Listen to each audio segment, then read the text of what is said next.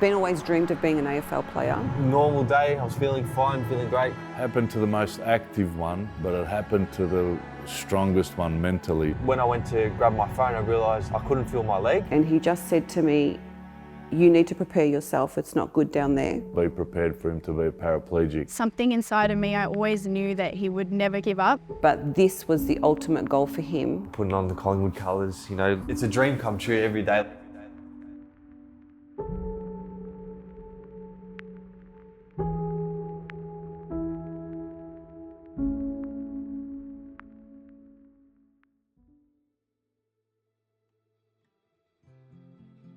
Well, Ben as a child, he was very competitive. He always had to try harder than everyone else, and that's why his determination was a never quit attitude. You couldn't tell Ben that he couldn't do something, so even from a little kid, from about 8 or 9 years old, his dream was always to play for Collingwood, and as a father, it's a proud moment.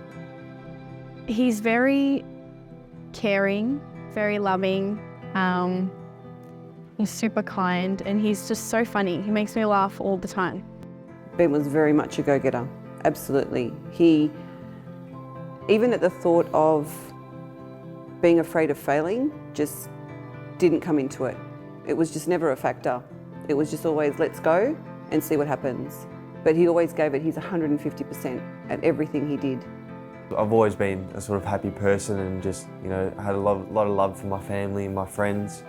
I loved sport. Sport was always the thing that got me going. And then once I got into football from my friends at school, that's when things really turned for me. Once I started playing footy, the friends and the relationships that I grew through that changed my life forever and really helped set the scene for my mindset, you know, leading into the accident.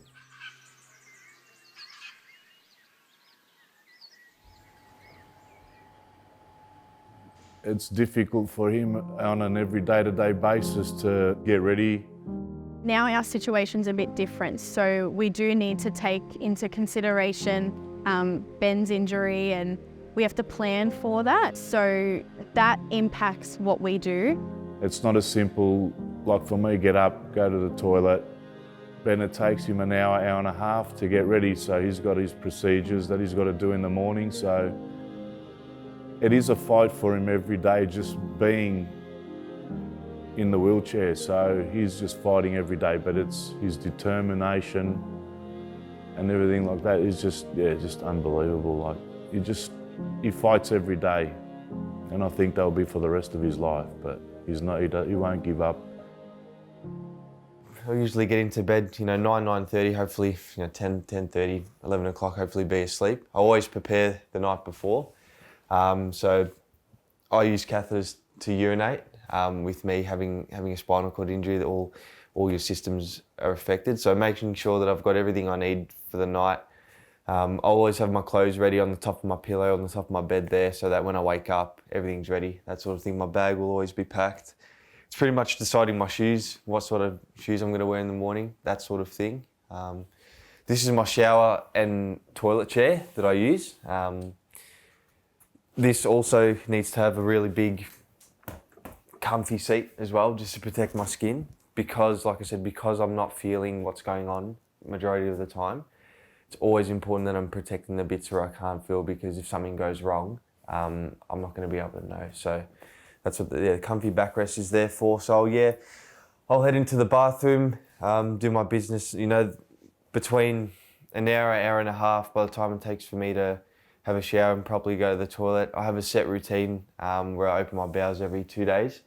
And that can take between half an hour to 2 hours. It just depends on my body. I have to take medication for that and use suppositories as well to help get that process starting. So it's a bit of I'm used to it now. It was a big change at the start, sort of coming to terms with, you know, not just getting up and going to the toilet whenever you please, that sort of thing. Morning. Good, how are you? Good, how are you going? Right. Right, all done, ready? Yep, all good to go. Morning, Yeah, a lot of people don't know that I actually drive past it every day to get anywhere pretty much, whether it's to work, family, football. So yeah, I always get that little reminder, you know, to be grateful and it's almost like a little checkpoint. You know, when you play video games, whatever, you get past the checkpoint, it's sort of like a little reminder to say this is where one part of your life finished and another part of your life, the next part began. So I was in year 11. It was 21st of September 2017. I was with my brother Jacob and my sister Sienna. Normal school day, we were dropping Sienna off at the bus stop just here. And then me and Jacob went to school in Mill Park.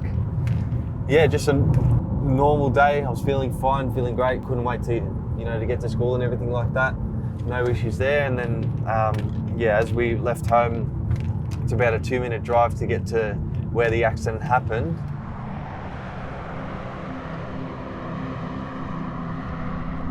So as we were cruising, the car hit right where this bend starts. We hit probably somewhere where these yellow signs are on the road here. And then right where this little bushy tree here is there, we fell right down there. Rolled the car, ended up past the fence there. And at that stage, I hit my head on the roof and broke my C7 vertebrae, which is just here where I've got my little nifty scar. Once the car stopped, I probably went out of consciousness for about a minute or so. The first thing when I think about when the accident was happening, I just remember like the loud crashes, like the loudest thing you could imagine, just psh, psh, psh. And that's the car hitting and rolling and that sort of thing. And I remember almost going like I remember feeling it in my chest. I remember doing that. I think I hurt my lung. I might have punctured a lung or something, looking back on my records and whatnot. But then once the car stopped, the first thing I remember, I couldn't move, but at that stage I didn't know. So I was just, the car was completely on its side. My head was wedged between the door here, or on that side, the door and the headrest. So I was kept in a pretty good position for someone that's just, broken their neck. Then my brother somehow got out of the car and he goes, Ben, give me your phone, I'll call Dad. And at that stage, my phone was in my pocket, and when I went to grab my phone, I realised I couldn't feel my leg. I was touching my phone and I grabbed my phone and I was like, I can't feel my leg. And then that's when I realised that I couldn't move and that I had broken my neck, because I felt the pain in my neck and I went, oh no.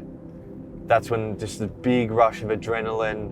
I remember feeling really hot, very scared in that moment, that first minute of just realising what had just happened and the damage that I've done. I still couldn't comprehend it. I was trying to say to myself, maybe I'm just in shock, I'll calm down. So then, Jacob rang my parents. We received a phone call. The kids had just left. Jacob, Ben and Sienna had just left with Jacob driving. They were heading to school drop-off and received a phone call within 5 to 8 minutes from Jacob. And all he said was, you and Dad need to get in the car and come down. There's been a car accident. And my first question was, is everyone okay? Is everyone alive? And he said yes. Driving down there, my thought was, there's a lot of wildlife along this road. I thought, he's probably hit a kangaroo or something like that. And I didn't think much of it. The anticipation of driving was the hardest thing.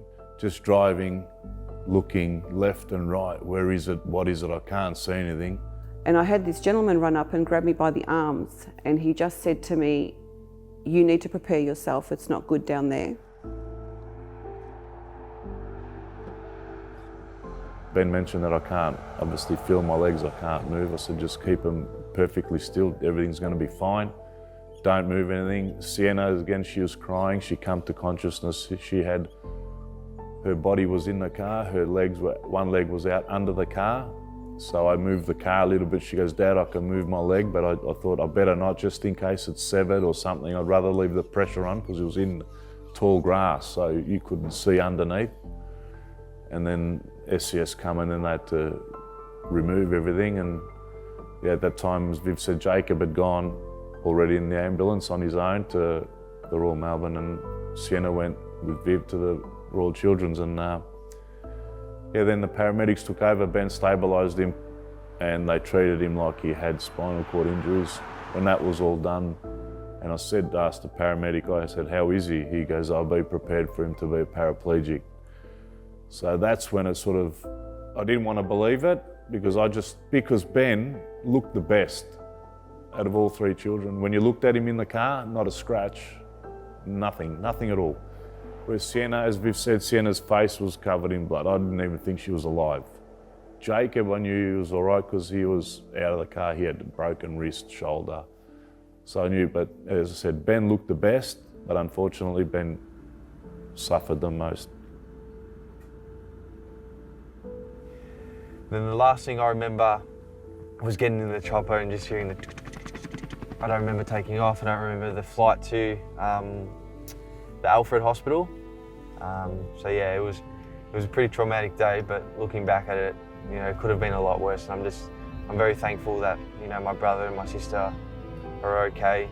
You know, mentally it plays on us all at times. You know, it's something that we're always going to have to deal with forever. But I'm just glad, you know, out of three of us, at least for one of us to cop a big brunt of it and two of us to, you know, come away with it without major injuries, you know, that's still a huge win for me.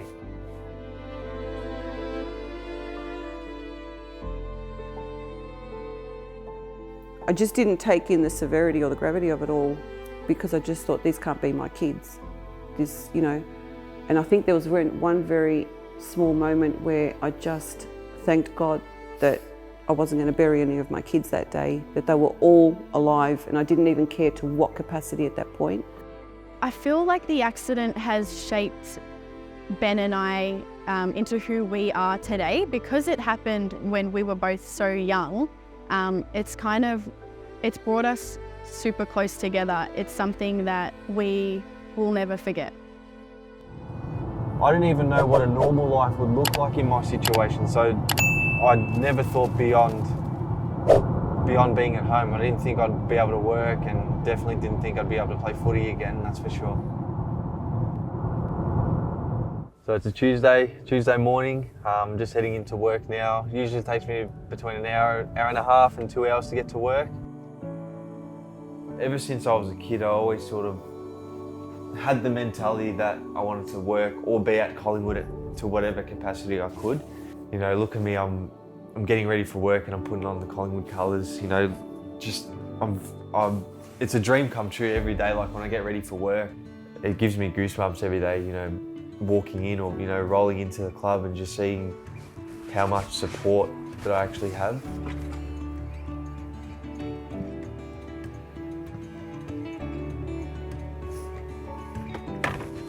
You know, you look at Collingwood as an outsider and you think it's so special.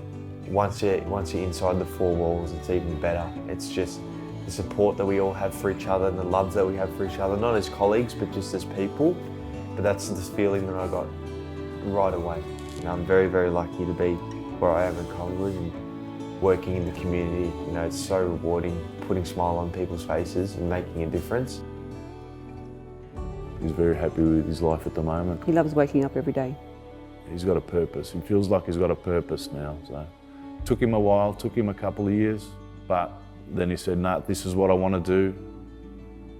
I want to play football, wheelchair AFL for Collingwood and help along the way. He was a very athletic person. That was taken away from him, and that was a massive, huge aspect in his life. So when the accident happened, it was kind of, what now? What else is there for me? What can I do? And up until he began wheelchair footy, he had no idea how he was going to incorporate sport back into his life.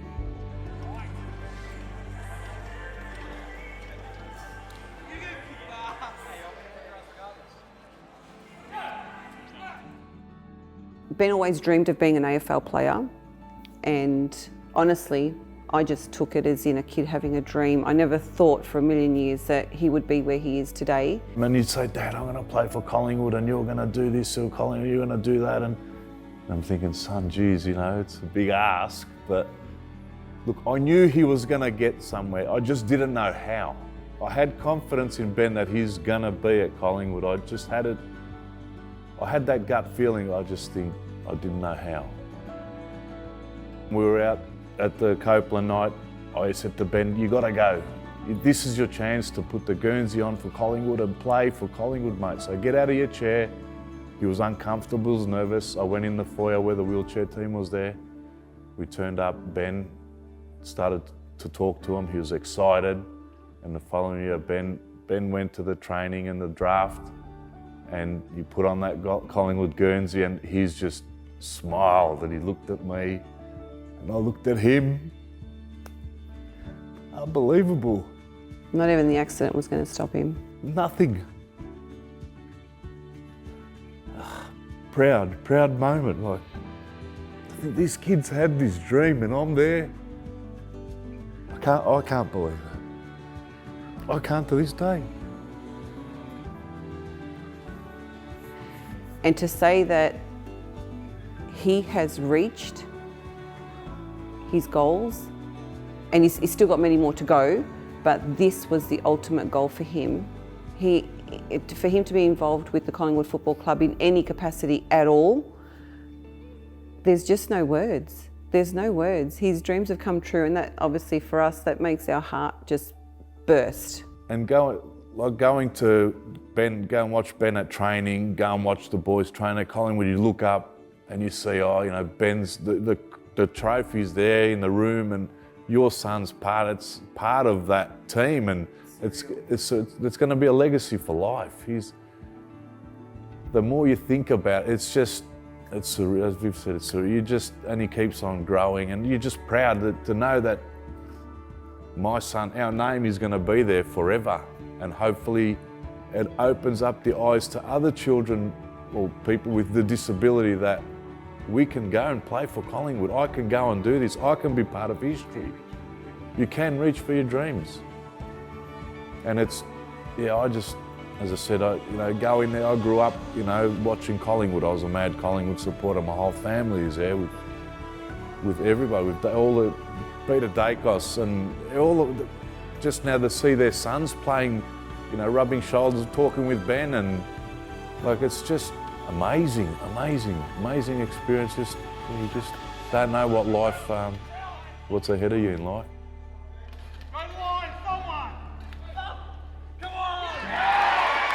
So we have some exciting news for Ben today. Given we play in the Robert Rose Cup on Friday night, we've managed to get him on AFL 360 tonight.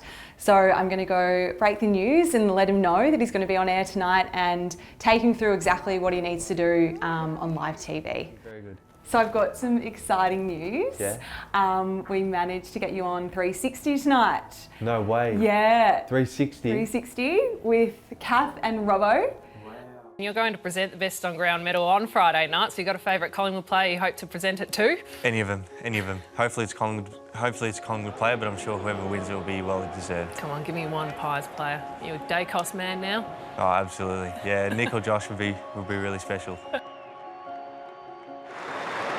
And then lastly, to Ben, who presented Nick with his medal, we're just really passionate as a club about throwing open our doors so that people of all abilities can play this game that we love. So to Ben and your team, we're really proud to have you as a part of our club, and hopefully it's the start of something bigger going forward. So thank you very much.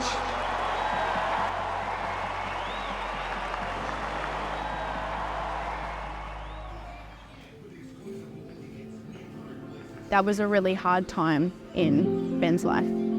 There were just lots of dark days for Ben. I'm sure there were days that Ben didn't want to go on, just purely because Ben just didn't know what it was going to look like. Something inside of me, I always knew that he would never give up because of how strong he is. To be told that that's not going to happen anymore and there's not much that I can do, it was just really hard to accept for a while, and a lot of tears and a lot of arguing, a lot of fighting with nurses and doctors and things like that. After those 2 years, I sort of changed my mindset a bit and just became more accepting of my situation and started to come up with ways to embrace it and make it a positive rather than a negative. I've made Ben do a lot of silly things. I kept looking for things where Ben just wouldn't be defined by a chair or restricted by a chair. At our school, everyone Ben did a commercial for the Victorian government for public schools. I took him to iFly. He was actually skydiving in the cone in Queensland. I got him tickets to the Copeland. I got him tickets. He went with his dad to the Collingwood Grand Final. Ben was in Queensland with Viv and Sienna doing treatment. Collingwood made the Grand Final. Flew back by himself Saturday morning. First plane ride by himself. I felt like I wanted him to be a part of everything. Happened to the most active one, but it happened to the strongest one mentally. It's made us who we are today, and I wouldn't change anything about it, and I'm very proud of the both of us. You know, there's so many people that are in my situation that have been in it, that have pulled through, and there's going to be more people like me in my situation that are going to need to pull through as well. So why not set the example?